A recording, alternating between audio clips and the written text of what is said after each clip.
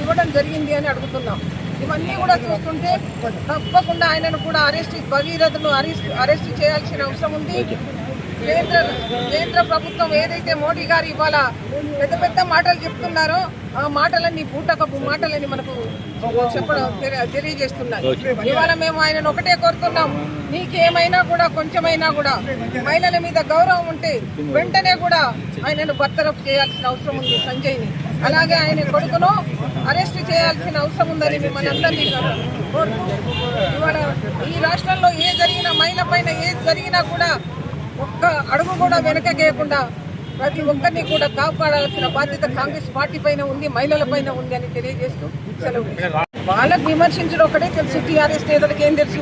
వాళ్ళు ఏమైనా బయటకు వచ్చి మాట్లాడుతున్నారా? వాళ్ళు కూడా ఒక్కరు కూడా ఇవ్వలేదు. ఇవాళ ప్రభుత్వం మనది ఉంది, తప్పకుండా ఏంటో చూసిన తర్వాత తన నిర్ణయం తనని తీసుకుంటూ తప్పకుండా కూడా ఎవరికైతే అన్యాయం జరిగిందో వాళ్ళని కాపాడుతాం, అన్యాయం చేసిన వాళ్ళని శిక్షిస్తాం. అది మా ధర్మం. వాళ్ళు పెద్ద పెద్ద మాటలు చెప్తారు టీఆర్ఎస్ వీళ్ళు కూడా ధర్మం, న్యాయం, సత్యం అంటూ బోధించి ఇవాళ అన్ని అన్యాయాలే చేసుడు తప్ప ధర్మం వైపు అడిగేసింది లేదు, న్యాయం చేసింది లేదు.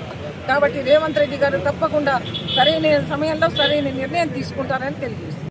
ఏదైతే బండి సంజయ్ కేంద్ర మంత్రి యొక్క కొడుకు బండి భగీరథ్ చేసినటువంటి అరాచకానికి ఇక్కడ నిరసిస్తూ బండి సంజయ్ గారి దిష్టి బొమ్మను దహనం చేయడం జరిగింది. అయితే ఎన్నో మాట్లాడతారు. ఒక చిన్న ఉదాహరణ చూపిస్తా మీకు. ఇప్పుడు బాగా అన్ని విషయాలలో స్పందిస్తూ మాట్లాడే బండి సంజయ్ గారు మరి ఎందుకు ఇట్లా మాట్లాడుతున్నారో అర్థం కావట్లేదు. ఒకసారి ఇది చూడండి మీరు. బండి సంజయ్ గారు అన్ని మాట్లాడతారు కదా ప్రతి విషయంలో. ఇది స్పోర్ట్స్కో అది జరిగినప్పుడు, కేసు జరిగినప్పుడు వీళ్ళు పట్టించుకోలేదు, వాళ్ళు పట్టించుకోలేదు అని మాట్లాడతారు కదా. మరి ఒక మీ యొక్క దానికి మీరు కనీస బాధ్యత వహించి తప్పకుండా నైతిక బాధ్యత తీసుకొని మీరు రాజీనామా చేయాలి. అంతేకాకుండా మీరు ఇక్కడ ఒక దరిద్రం ఏంటంటే గుజరాత్ లో కానీ బీజేపీ గవర్నమెంట్ లో దాదాపు ఉన్న మంత్రులందరూ కూడా నేర చరిత్ర కలిగిన వాళ్ళే. గుజరాత్ లో అయితే ఏంది, మహారాష్ట్రలో అయితే అదే ఇక్కడ సంస్కృతిగా మరి ఈయన ఇప్పుడు ఇట్లా చేయడం చాలా నీచమైనది. ఎందుకంటే బేటీ బచావ్ బేటీ పడావ్ అంటారు, పెద్దపీట వేస్తా అంటారు. మాటలకు మాత్రమే వాళ్ళది ఉన్నది కానీ చేతులకు లేదు. ఇక బీఆర్ఎస్ వాళ్ళు అయితే ఇక్కడ వచ్చింది, బీఆర్ఎస్ వాళ్ళు ఇంట్లోకి వెళ్ళి కనీసం వాళ్ళు బయటికి కూడా రాకుండా వాళ్ళ అనవసరమైన విషయాలకు వాళ్ళ ఇంట్లో నుండి ఒక్కరు కూడా బయటకు వచ్చి మాట్లాడలేదు.